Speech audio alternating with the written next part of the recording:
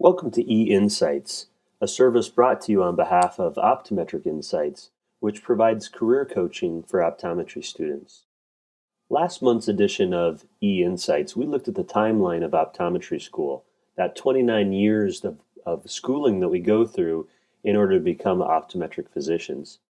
After optometry school, we have about 30 years of practice. And the question where we really have to start with is, what's first? What do we consider? As optometry students, we've got a lot of things rolling around in our mind, particularly with regards to the next class or the next exam that we have.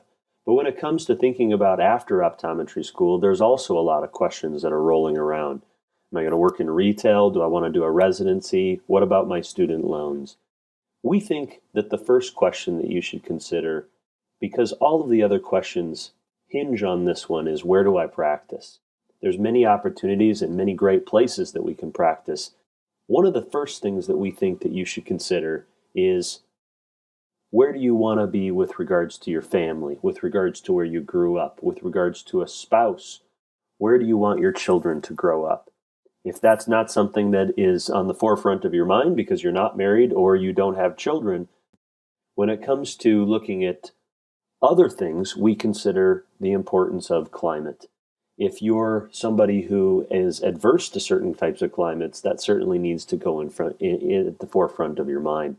Do you want to work in a rural or an urban area? Both of these have great opportunities, but they're very different from each other. Is your preference a town of 20,000 people? Is your preference a town of 3 million? Like we said, there's very different strengths and positives and negatives of each of these. One of the drawbacks that we have when we don't know exactly where we want to practice is that we have colleagues who have moved after they've been in practice for 5 or 10 years. And although they've gained increased experience and have got the opportunities to see various different practice options, they aren't able to ultimately grow their final practice, and it certainly has some revenue negativities with regards to it. Optometric Insights 5 W's, the who, what, when, where, and why of practice, all need to be answered before you graduate.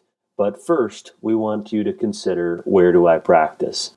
Thank you for joining us for this episode of E-Insights. Please join us on Facebook for additional postings from Optometric Insights.